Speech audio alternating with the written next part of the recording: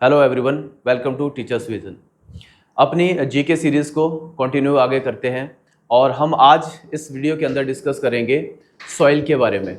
तो सॉइल से रिलेटेड जो भी एमसीक्यू आपसे पूछे गए एग्ज़ाम के अंदर उनके बारे में हम यहाँ पे डिस्कस करेंगे। तो बढ़ते हैं आगे। सबसे पहला जो बेसिक क्वेश्चन है हमारे पास वो है सॉइल के बारे में। पूछा गया है कि कितने टाइप की सॉइल हमें देखने को मिलती है इंडिया के अंदर। ठीक है, क्वेश्चन ये है। लेकिन दूसरा क्वेश्चन इसी क्वेश्चन के अंदर छिपा हुआ है, क्या है कि सॉइल को बेसिकली किसने क्लासिफाई किया। तो आपको देखने को मिलता है ICAR। ICAR क्या है? Indian council of agricultural research. तो इसके बारे में क्या याद रखना है कि इसको एस्टैब्लिश कब किया गया था? 1929 के अंदर। और इसका जो हेडक्वार्टर आपको देखने को मिलेगा वो है दिल्ली के अंदर।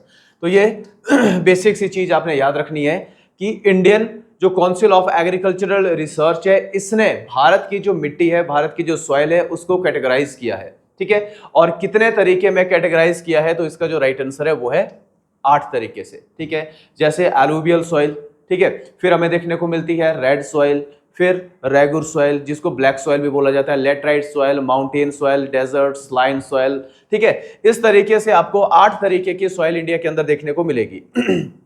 किसने क्लासिफाई किया? ICAR ने। और इसका हेडक्वार्टर और एस्टैब्लिशमेंट डेट आप लोगों को पता होनी चाहिए। अब नेक्स्ट क्वेश्चन है, which of the following soil is having maximum water retention capacity. तो कौन सी सॉइल ऐसी है जिसके अंदर हमें सबसे ज्यादा वाटर रिटेंशन कैपेसिटी देखने को मिलेगी? ठीक है, तो बहुत बार क्वेश्चन ये पूछा जाता है। तो इसका जो राइट आंसर है आपका वो है रेगुर सॉइल। और रेगुर सॉइल को ही क्या बोला जाता है? आपका ब्लैक सॉइल। और ब्लैक सॉइल के बारे में याद रखना है कि जो बेसिकली जो कॉटन है, ठीक है, जो कॉटन क्रॉप होती है, वो सबसे ज्यादा बेनिफिट जो कौन सी सॉइल देती है यहाँ पे, वो देती है आपकी रेगुर सॉइल। ठीक है, तो इसके बारे में आपने याद रखना है। नेक्स्ट आते हैं आगे, which soil is known as the self ploughing soil. तो सेल्फ प्लॉइंग सॉइल जो है वो किसको बोला जाता है भारत के अंदर? लेटराइट सॉइल को, एसिडिक, रेड सॉइल या फिर ब्लैक सॉइल को। ठीक है, तो सेल्फ फ्लोइंग का मतलब है यहाँ पे, इसका जो राइट आंसर है आपका वो है ब्लैक सॉइल। देखो, सेल्फ फ्लोइंग ब्लैक सॉइल की जब हम बात करते हैं इसकी कैरेक्टरिस्टिक्स की, जब ये वेट होती है, जब ये गीली होती है, तो ये बेसिकली स्टिकी बन जाती है। ठीक है, और पानी जो है वो इसके अंदर हमें देखने को मिलता है ज्यादा स्टिकी, ये चिपचिपी सी यहाँ पे हमें देखने को मिलेगी। लेकिन जैसे ही यहाँ पे जो वाटर है, ठीक है, वो इवेपोरेट हो जाएगा, इस पे क्या देखने को मिलेगा? बड़े बड़े क्रैक्स जो है वो डेवलप हो जाएंगे। तो जब ये गीली रहेगी, जब ये वेट रहेगी तो ये स्टिकी हो जाएगी, और जब ये ड्राई रहेगी तो इसके अंदर हमें देखने को मिलेगा क्रैक्स जो है वो डेवलप हो जाएंगे। तो बड़े बड़े क्रैक्स जब डेवलप हो जाएंगे तो ऐसा लगेगा जैसे सेल्फ फ्लोइंग जो है वो इसको किया गया है। मतलब इस तरीके से बड़े बड़े क्रैक्स इसके अंदर देखने को मिलेंगे। इससे क्या होगा कि ऑक्सीडेशन है बेसिकली वो होता रहेगा। जैसे यहाँ पे फिर बरसात हुई या पानी हमें देखने को मिलता है, रेनफॉल हुआ, तो ये फिर से क्या हो जाएगी? ये स्टिकी हो जाएगी और ये एक्सपेंड करेगी। ठीक है, जिसकी वजह से ये क्रैक बंद हो जाएंगे। लेकिन जैसे ही ये सूख जाएगी, ड्राई हो जाएगी, तो क्रैक फिर से डेवलप हो जाएंगे। तो इस तरीके से एक ऑक्सीडेशन जो है वो साइकिल यहाँ पे चलता है, इसलिए इसको यहाँ पे बोला जाता है सेल्फ फ्लोइंग सॉइल। ठीक है, रेड सॉइल को आपको देखने को मिलेगी। ठीक है, रेड सॉइल या फिर ये इसको येलो सॉइल भी बोला जाता है। ठीक है, लेटराइट सॉइल के बारे में भी याद रखना है कि लेटराइट सॉइल आपको देखने को मिलेगी जहां पे हाई प्रेशर एंड हाई जो टेम्परेचर है, प्रेशर नहीं, हाई टेम्परेचर पे देखने को मिलेगी, और हाई रेनफॉल। एक ऐसी जगह जहां पे रेनफॉल भी ज्यादा हो रहा है और टेम्परेचर भी ज्यादा है, वहां पे आपको लेटराइट सॉइल देखने को मिलती है। ठीक है, नेक्स्ट क्वेश्चन है, मोस्ट प्रोडक्टिव सॉइल जो भारत की है वो कौन सी है? ठीक है, तो इसका जो राइट आंसर है वो है एलुवियल सॉइल। ठीक है, तो एलुवियल सॉइल के बारे में पता होना चाहिए। एलुवियल सॉइल 2 तरीके की होती है। ठीक है, एक होती है आपकी खादर और दूसरी आपको देखने को मिलेगी बांगर। ठीक है, तो खादर और बांगर या फिर खादर और भांगर भी इसको बोला जाता है। तो खादर और भांगर, इस तरीके से 2 तरीके की आपको एलुवियल सॉइल देखने को मिलेगी। और जो खादर है इसको बोला जाता है न्यू एलुवियल सॉइल। ठीक है, न्यू एलुवियल सॉइल क्या है? आपकी खादर है। और बांगर ये क्या है? ये ओल्ड एलुवियल सॉइल है। ठीक है, तो यहाँ पे अगर इन दोनों में से एलुवियल सॉइल तो हमने देख ली कि मोस्ट फर्टाइल सॉइल है, लेकिन अगर एलुवियल सॉइल के टाइप्स की बात करते हैं खादर एंड बांगर, इनमें से भी मोर फर्टाइल सॉइल कौन सी है?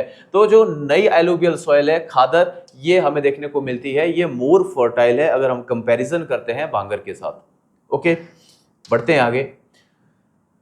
स्टेटमेंट्स जो पूछी गई है वो पूछी गई है लेटराइट सॉइल के बारे में। तो लेटराइट सॉइल के बारे में कौन सी स्टेटमेंट सही है, ये यहाँ पे क्वेश्चन बनता है। This soil is developed in area with high temperature and heavy rainfall. बिल्कुल, जहाँ पे टेम्परेचर कैसा है, ज्यादा है, और हैवी रेनफॉल भी ज्यादा हो रहा है, तो वहां पे ये सॉइल देखने को मिलेगी। तो इसका फर्स्ट जो स्टेटमेंट है ये करेक्ट है। और it is poor in iron oxide and aluminium. तो ये बोला गया है कि ये पुअर देखने को मिलेंगे, मतलब इसके अंदर ये इस टाइप के मिनरल नहीं होते हैं।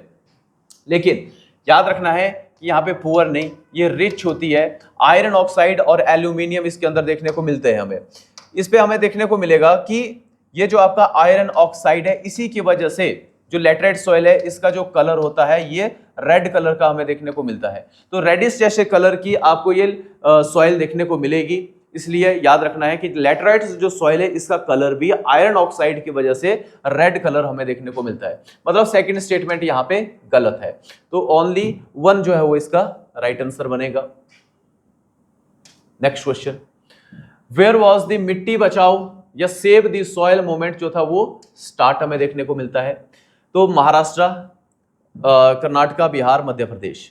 ठीक है, तो सबसे पहले तो आप ये चीज याद रखना है कि जो ये मूवमेंट स्टार्ट हुआ था ये स्टार्ट होता है आपका तवा डैम को लेके। ठीक है, तवा डैम को लेके ये मूवमेंट स्टार्ट होता है। ठीक है, और तवा के बारे में मैंने आपको जब ड्रेनेज सिस्टम बताया था तो उस टाइम पे बताया था कि तवा एक ट्रिब्यूटरी है। तो तवा किसकी ट्रिब्यूटरी है? जो नर्मदा रिवर है उसकी ट्रिब्यूटरी आपको देखने को मिलेगी, तवा रिवर। तो तवा डैम बना, ठीक है, जिसकी वजह से जो आसपास वाली जो फर्टाइल सॉइल थी बेसिकली उसको बहुत ज्यादा नुकसान होने लगा।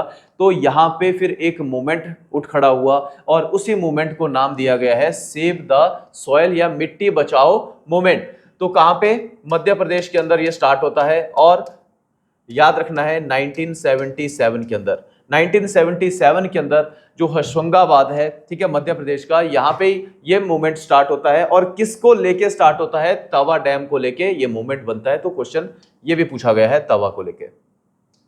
आगे बढ़ते हैं। क्वेश्चन पूछा गया है कि कौन से फैक्टर हैं जिसकी वजह से सॉइल डिग्रेडेशन जो है वो होता है। ठीक है, तो सॉइल जो डिग्रेडेशन होगा, सॉइल जो डिग्रेड होगी किसकी वजह से होगी? ठीक है, डिफॉरेस्टेशन करोगे, जंगलों की जितनी ज्यादा आप कटाई करोगे, ठीक है, तो क्या होगा? जो जंगल क्या करते हैं, जंगल के जो पेड़ होते हैं उनकी रूट्स क्या करती है? सॉइल को पकड़ के रखती है, उनको इरोजन होने से बचाती है। अगर जंगल ही नहीं रहेंगे, जंगल ही साफ हो जाएंगे तो उसको हम डिफॉरेस्टेशन बोलते हैं। बिल्कुल, जंगल नहीं रहेंगे, ठीक है। ओवर ग्रेजिंग, अगर किसी पर्टिकुलर एरिया के अंदर अगर ओवर ग्रेजिंग अगर हो गई तो ये भी बिल्कुल सॉइल वहां से इरोड होती हुई चलेगी, क्योंकि रेनफॉल की वजह से फिर वो सॉइल का इरोजन स्टार्ट हो जाएगा। अगर केमिकल फर्टिलाइजर का अगर ज्यादा यूज किया जाएगा तो ये भी आपको देखने को मिलेगा सॉइल डिग्रेडेशन का ये भी रीजन है। ठीक है, अगर ओवर यूज आप करते हो तो इसका आंसर जो बनेगा हमारा वो बनता है ऑल ऑफ द अबव। ठीक है, नेक्स्ट क्वेश्चन है which of the following factor, ठीक है, सेम क्वेश्चन है। नेक्स्ट है the study of soil. Soil की जो स्टडी है उसको क्या बोला जाता है? पेट्रोलॉजी, पेडोलॉजी, हाइड्रोलॉजी या जियोलॉजी? तो स्टडी ऑफ सॉइल वो बोला जाता है पेडोलॉजी। ठीक है, तो स्टडी ऑफ सॉइल को पेडोलॉजी बोला जाएगा। पेट्रोलॉजी क्या है? Study of rocks. ठीक है, जो रॉक्स है उसकी स्टडी को क्या बोला जाएगा? पेट्रोलॉजी। हाइड्रोलॉजी किसको बोला जाएगा? स्टडी ऑफ वाटर या स्टडी ऑफ वाटर की जो मूवमेंट होती है, ठीक है, मूवमेंट्स ऑफ वाटर, उसको बोला जाएगा हाइड्रोलॉजी। जियोलॉजी किसको बोला जाएगा? Study of earth. ठीक है, या इसको अर्थ साइंस भी बोला जाता है जियोलॉजी को। तो किस तरीके से हमारी अर्थ जो थी वो बनी थी, basically physical features of earth की स्टडी को क्या बोला जाएगा? जियोलॉजी बोला जाएगा। ठीक है, नेक्स्ट क्वेश्चन है इन विच पार्ट ऑफ हिमालयास। ठीक है, तो बेसिकली पूछा गया है करेबास की जो फॉर्मेशन है वो हमें कहां पे देखने को मिलेगी?